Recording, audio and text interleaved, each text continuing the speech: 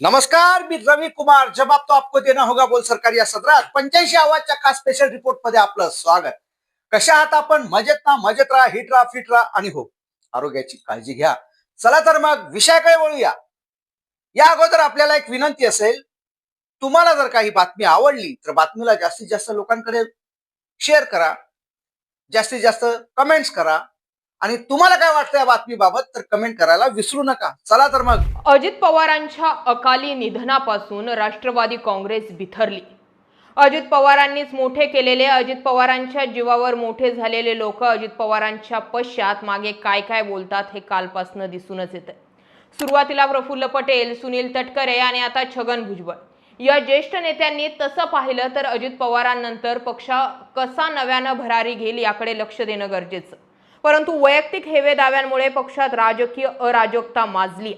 उपमुख्यमंत्री सुनेत्रा पवार यांनी बारामती विधानसभेच्या पोटनिवडणुकीत विजय मिळवल्यानंतर 6 मे रोजी आपल्या राज्यसभा खासदारकीचा राजीनामा दिला। यामुळे रिक्त झालेल्या जागेसाठी राष्ट्रवादी सुरू असलेल्या अंतर्गत लढाईनं आता उग्र रूप धारण केलंय। ज्येष्ठ नेते छगन भुजबळ यांची या जागेवर वर्णी लागण्याची शक्यता असताना ऐनवेळी पक्ष नेतृत्वानं त्यांचा पत्ता कट करत प्रफुल्ल पटेल यांचे निकटवर्तीय म्हटले जाणारे राजेंद्र जैन यांना राज्यसभेची उमेदवारी जाहीर केली आहे। या नाट्यमय घडामोडींमुळे छगन भुजबळ कमालीचे संतापलेत। ते आता पक्षाला सोडचिठ्ठी देऊन थेट भाजपमध्ये प्रवेश करणार असल्याच्या राजकीय चर्चांना उधाण आलं।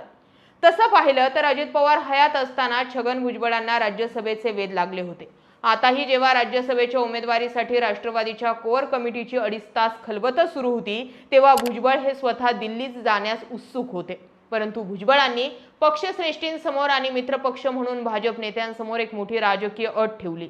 जर ते स्वतः राज्यसभेवर जाणार असतील तर महाराष्ट्रात रिक्त होणाऱ्या त्यांच्या मंत्रिपदावर त्यांचे पुतणे समीर भुजबळ यांना संधी देण्यात यावी अशी मागणी त्यांनी केली होती।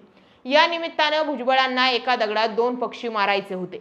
एकीकडे राज्यसभेवर जाऊन दिल्लीतील राजकारणात एंट्री करायची होती, दुसरीकडे आपल्या पुतण्याच्या निमित्तानं त्यांना राज्याच्या राजकारणात आणि मंत्रिपदावरील आपला होल्डही कायम ठेवायचा होता। परंतु एकाच वेळी 2 जहाजांवर पाय ठेवू पाहणाऱ्या भुजबळांना त्यांच्याच पक्षातून खास करून सुनील तटकरेंकडून अंतर्गत विरोध नडल्याची मोठी चर्चा आहे। गेल्या महिन्यात पक्षाच्या बैठकीत भुजबळ आणि तटकरे यांच्यात उडालेले खटके यासाठी कारणीभूत असल्याचं म्हटलं गेलंय। भुजबळांची ही घराणेशाहीची आणि सत्तेचे संतुलन राखण्याची अट अजित पवार गट आणि विशेषतः भाजपच्या दिल्लीतील श्रेष्ठींना अजिबात रुचली नाही। भाजप नेतृत्वानं भुजबळांच्या या मागणीला स्पष्ट शब्दात रेड सिग्नल दाखवला। जेव्हा पक्षानं समीर भुजबळांच्या मंत्रिपदाची अट फेटाळली, तेव्हा संतापलेल्या छगन भुजबळांनी स्वतःही राज्यसभेची उमेदवारी स्वीकारण्यास नकार दिला। भुजबळांच्या या आक्रमक नकारानंतर मध्यरात्री घाईघाई सूत्र हलवून पक्षानं राजेंद्र जैन यांचं नाव पुढे केलं। हा भुजबळांसाठी राजकीय पातळीवर पक्षांतर्गत एक मोठा धक्का मानला जातोय। राष्ट्रवादी काँग्रेसमध्ये सध्या जुने विरुद्ध नवे असा एक छुपा संघर्ष सुरू आहे। अवघ्या काही दिवसांपूर्वीच पक्षाचे राष्ट्रीय सरचिटणीस आणि खासदार पार्थ पवार आणि छगन भुजबळ यांच्यात मंत्रालयात थेट शाब्दिक चकमक उडाली होती। अन्न व नागरी पुरवठा विभागाच्या वतीने अन्नधान्य पुरवठ्यासाठी ट्रान्सपोर्टचे कोट्यावधी रुपयांचे मोठे टेंडर काढण्यात आले होते। पार्थ पवार यांनी एका ठराविक ठेकेदाराला ते कंत्राट देण्याची शिफारस करत त्याला थेट भुजबळांकडे पाठवलं होतं। नियमांचे कारण देत भुजबळांनी त्या ठेकेदाराला काम देण्यास आणि टेंडरची फाईल मंजूर करण्यास स्पष्ट नकार दिला होता। यावरून पार्थ पवार आणि भुजबळांमध्ये चांगलाच वाद रंगल्याचं चित्र पाहायला मिळालं होतं। मी राजकारणात अनेक वर्ष घालवलीत, शरद पवारांसोबत काम केलंय, अजित पवारांसोबतही काम केलं, परंतु एवढ्या वर्षात कधी माझ्यावर दबाव आणून अमक्यालाच कंत्राट द्या असं कुणीही म्हटलं नव्हतं असं सुनावत भुजबळ यांनी थेट पार्थ पवारांनाच आव्हान दिलं होतं। त्याआधी देखील पक्षातील अनेक ध्येय धोरणांवरून भुजबळ विरुद्ध पार्थ पवार असा सामना बघायला मिळालाय। भुजबळांची पक्षात होत असलेली राजकीय कोंडी बघता ते लवकरच मोठा निर्णय घेणार असल्याची चर्चा आता रंगताना दिसते। छगन भुजबळ हे राष्ट्रवादी काँग्रेसमधील सर्वात जुने आणि मातब्बर ओबीसी चेहरा आहे, परंतु अजित पवार हयात असतानाही त्यांची अनेकदा कोंडी केली गेली होती। पक्ष स्थापनेपासून सिस्टीम आणि संघटना अजित पवारांच्या खिशात राहिली। भुजबळ हे उपमुख्यमंत्री आणि ज्येष्ठ मंत्री असूनही त्यांनी निर्णय प्रक्रियेत नेहमीच दुय्यम त्यांना स्थान दिलं गेलं। गेल्या लोकसभा निवडणुकीत भुजबळ नाशिकमधून निवडणूक लढवण्यास इच्छुक होते, मात्र अजित पवारांनी महायुतीच्या जागा वाटपात ती जागा शिंदे गटाला दिली होती। तेव्हाही भुजबळ कमालीचे नाराज असल्याची चर्चा होती। जेव्हा जेव्हा महाराष्ट्राच्या मंत्रिमंडळात किंवा सत्तेत भुजबळांना मोठं पद देण्याची वेळ आली तेव्हा तेव्हा अजित पवारांनी आता नव्या लोकांना संधी दिली पाहिजे, ज्येष्ठांनी केंद्रात जावं असं म्हणत भुजबळांना बाजूला सारल्याचा इतिहास आहे. आताही तोच राजकीय पेच भुजबळांसमोर उभा राहिलाय. जहा नहीं चैना वहा नहीं रहना असं म्हणत अजित पवार असतानाच भुजबळांनी बंडाचा इशारा दिला होता. आताही अजित पवार गटात सन्मान उरलेला नाहीये हे लक्षात आल्यावर भुजबळ थेट भाजपचा रस्ता धरू शकतात असं राजकीय जाणकार सांगतात. त्याची काही प्रमुख राजकीय कारणं सुद्धा आहेत, तेही पाहूयात. 1. ओबीसी चेहरा.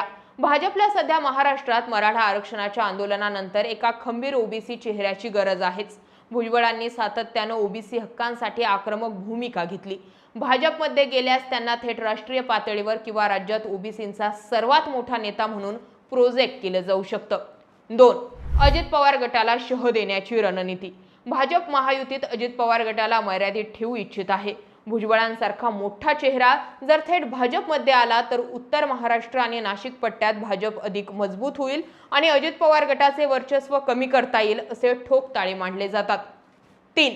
केंद्रीय स्तरावर मोठं पद.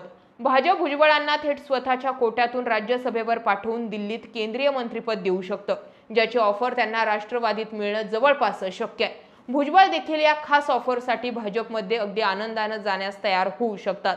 शिवाय भाजपसारख्या बलाढ्य पक्षात गेल्यावर त्यांना याचा सर्वार्थानं लाभ मिळू शकतो. 4. चौकशांपासून कायमचा दिलासा. भुजबळांवर आणि त्यांच्या कुटुंबियांवर अनेक जुनी न्यायालयीन आणि कथित भ्रष्टाचारांची प्रकरणं प्रलंबित आहेत. भाजपमध्ये प्रवेश केल्यानं या सर्व चौकशांचा ससेमिरा कायमचा थांबेल हा त्यांच्यासाठी सर्वात सुरक्षित मार्ग आहे. 5. ओबीसी लढा अधिक सशक्त होणार. भुजबळ प्रामुख्यानं ओबीसी नेते म्हणून ओळखले जातात. मराठा आरक्षण आंदोलनात मनोज जरांगे पाटील आणि भुजबळ यांच्या टोकाचा संघर्ष बघायला मिळाला होता. भाजपमध्ये गेल्यावर भुजबळांची साहजिकच ताकद वाढून त्यांचा ओबीसींसाठीचा लढा अधिक सशक्त होणार आहे. समता परिषदेला देखील बळ मिळून पर्यायी भाजप अधिक स्ट्रॉंग होणार आहे. थोडक्यात राजेंद्र जैन यांना मिळालेली उमेदवारी हा केवळ एका जागेचा निर्णय नाही, तर तो छगन भुजबळांना राष्ट्रवादीतून बाहेर पडण्यासाठी प्रवृत्त करणारा शेवटचा धक्का ठरू शकतो. पार्थ पवारांसोबतचा टेंडर वाद आणि समीर भुजबळांच्या मंत्रिपदाला मिळालेला नकार यामुळे भुजबळांचा स्वाभिमान दुखावला गेला आहे आणि जेव्हा जेव्हा भुजबळांची राजकीय कोंडी होते तेव्हा तेव्हा ते बंड करून नवीन रस्ता निवडतात हे आतापर्यंत राज्याच्या जनतेनं पाहिलंय. आता देखील ते महाराष्ट्राच्या राजकारणात कोणता नवा भूकंप घडवून आणतात याकडे संपूर्ण राज्याचं लक्ष लागून आहे. अजित पवार गेल्यानंतर पार्थ पवारांची झालेली एंट्री आणि तिथून पुढे पार्थ पवारांची सिस्टीम सध्या राष्ट्रवादी काँग्रेसमध्ये रन होते आणि यामध्ये नवे, जुने, ज्येष्ठ, नौखे आणि राजकीय वारसा काय, कर्तृत्व काय या सगळ्या मुद्द्यांवरती छेडछाडी आहे.